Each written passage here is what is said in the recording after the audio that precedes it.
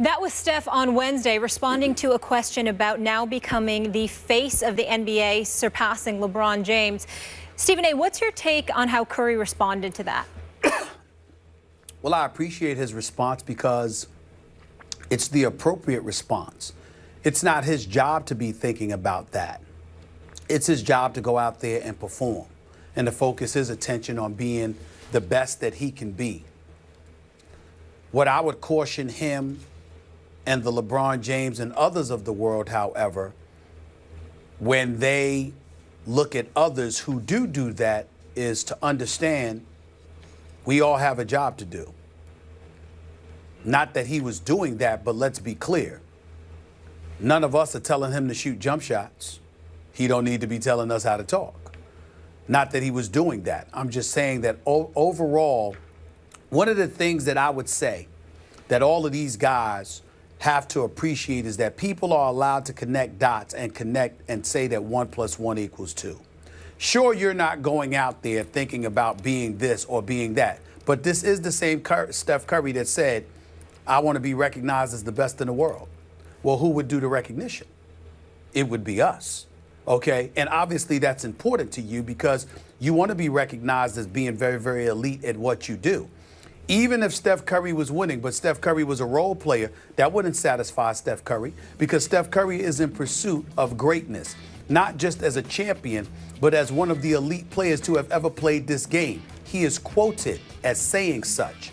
And a lot of times these guys try to downplay it, but then in the offseason, you got this mega deal with Under Armour, and in LeBron's case, it's Kia or Nike and beyond. You're making all of this money. You are about the business of your brand. Why?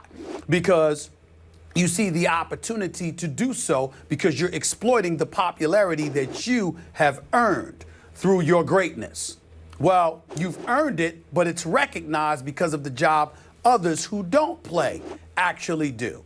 And I think that there's a level of sensitivity that all of them need to show as it pertains to that. I have never heard a professional athlete say, I would rather play in an empty stadium, an empty arena. I wish no one was watching.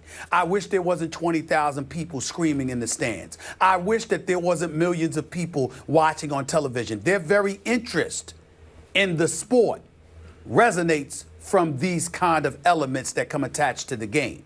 Appreciate it, understand it, and respect the fact that even though you don't think like that because you're too busy focused on doing what you have to do to accentuate and validate your greatness, it comes from those who are watching you. That's how it happens. If nobody recognized it, if nobody cared to talk about it, if nobody thought about it, then how important would you be? And would you be able to make the money that you make? Whether it be in endorsement dollars or playing the game that you love. Because none of them are doing it for free. Not one of them.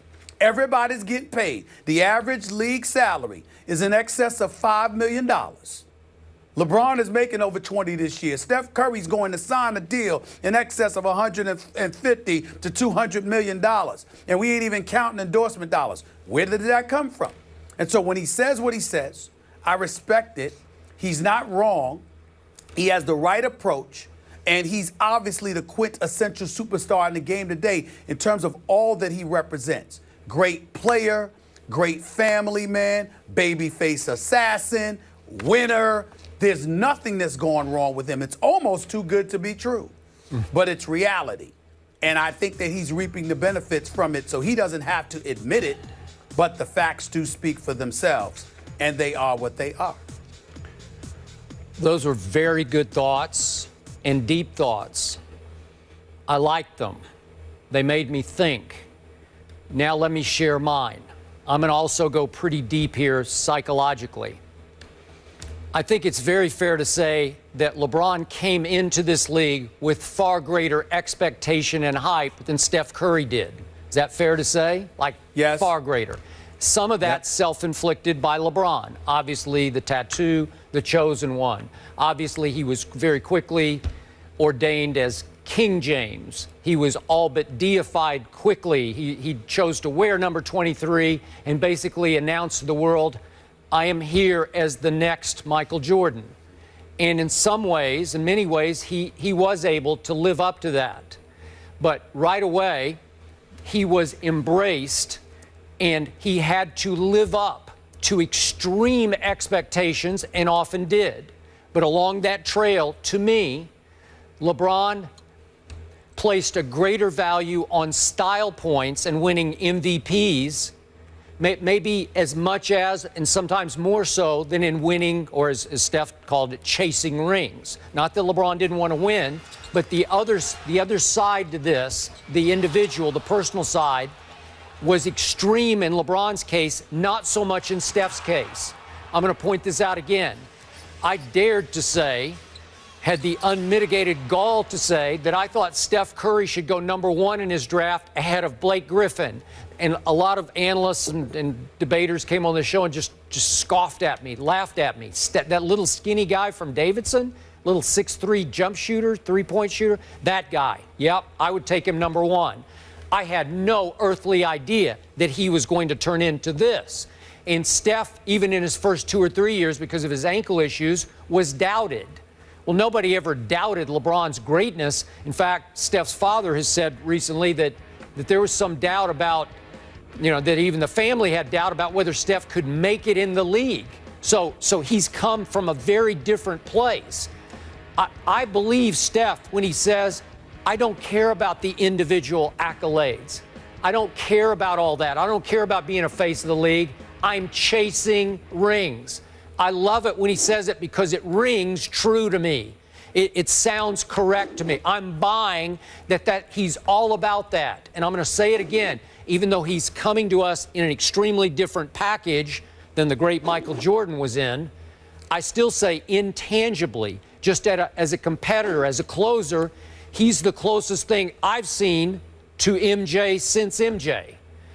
Well, I can't pay him a higher compliment because he's all about the ring. He's all about clutch time. He's all about closing the deal. So I think I don't think he's being disingenuous when he says, I don't care about being a face of the league. I want rings. Let me respectfully disagree with you somewhat. I can't take it anymore. I have to say this. Steph Curry is one of the nicest guys you'll ever meet in professional sports. I've spoken to his father on many occasions periodically throughout the years. They're wonderful people. I love the fact that Steph Curry is one of the preeminent stars in this game. I have nothing negative to say about him, nothing. But I will tell you this. We need to take off the rose-colored glasses when it comes to him. And by virtue of the fact that he's a human being. Skip, he's chasing rings.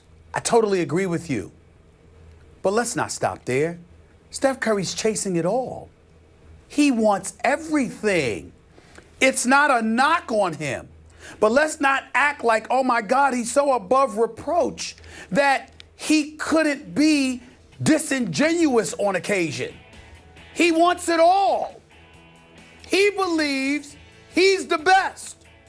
He believes that he could warrant and garner comparisons to Michael Jordan someday. This is what he wants. He has said so. You don't just accomplish that by winning rings. You accomplish that by scoring 30. You accomplish that by being universally recognized as arguably the greatest shooter to have ever played this game. You accomplish that by being a showstopper and a headliner and the dude that's on the billboards and the first and the face that people walk through the turnstiles paying their hard-earned money to see. It's no shame in it. But let's not act like this dude is above thinking about things like that. Like he's so inhuman that can't possibly cross his mind. See, that's when it gets nauseated. That's when somebody like LeBron could potentially show signs of getting his back up, or somebody else might do it for that matter, because they're disgusted, not at him, but at the media and the public's interpretation of everything that he is, as if he's not even human. He's like he's like an angel. He's godlike. I mean, come on now. He wants it all, and there's nothing wrong with it. But my God, can we at least have the decency to admit it? He might not have had a tattoo on his body that said the chosen one. He might not have decided to wear the number 23. But just like LeBron, just like Kobe, just like MJ and everybody else, do you not see these endorsement deals that Steph Curry are getting? If you care about nothing, why are you sitting back and absorbing it and soaking all of this in? He deserves it. He warrants it. He's earned it. We should applaud it. But let's stop acting like this dude is not even human, like he's an angel that has descended from the clouds, and far be it for him to think about anything that's just for himself. No. He bleeds just like everybody else. Okay. He got to go through the bathroom like everybody else. He's got aspirations just like everybody else. And it ain't just the rings. It's primarily the rings, but it doesn't stop there. There's nothing wrong with it. But don't tell me that he don't think like that. We all do. Let's stop it. Okay, I hear what you're saying, but are you saying that he's as obsessed with becoming a marketing icon, an all-time great pitchman, as he is with winning rings? I don't get that.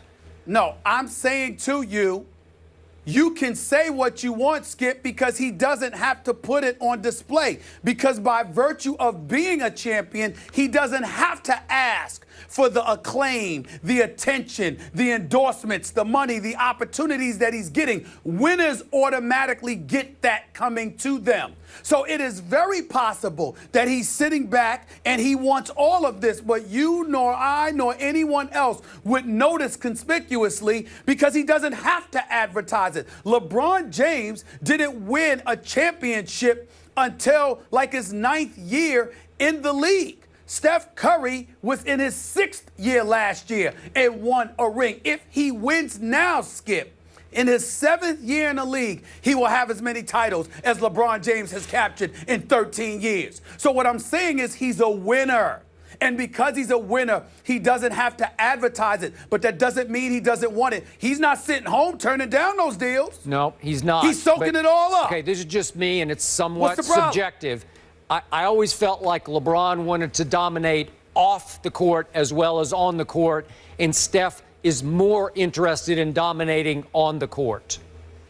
I'm saying to you, you don't know that. LeBron was trying to dominate before he won the championship. Steph Curry won the championship, and then everything came his way. Prior to that, he wasn't LeBron. He wasn't Kevin Durant. He wasn't D. Wade. He wasn't even Russell Westbrook or Derrick Rose before Derrick Rose got hurt. But once he won the chip, now he's soaking it all in. I'm quite sure Draymond's got a little commercial going, and local opportunities will come these other guys' way. But for the most part, who do you see draped all over these commercials? You know what, water commercials and Under Armour and doing commercials with Jamie Foxx and all that. Who you see doing that? That's Steph Curry. He don't want it? Of course he wants it. I was going to say, when you said who do you see, I see LeBron James. That's who I see. I see Steph Curry too. All I'm saying is he's not doing anything wrong. But let's stop acting like he's some angel that descended from the heavens that's above wanting more for himself than just the rings. He wants everything that LeBron wants. They all do. So what? Got it. Makes sense. We'll leave it there. Up next, we're going to address a very important issue that these two aren't going to shy away from. Doc Rivers is the only black team president in the NBA. Now, keep in mind, this league consists of 74% black players. Is this a bad look to have such a racial disparity in the front offices? We get into it next. Stay here.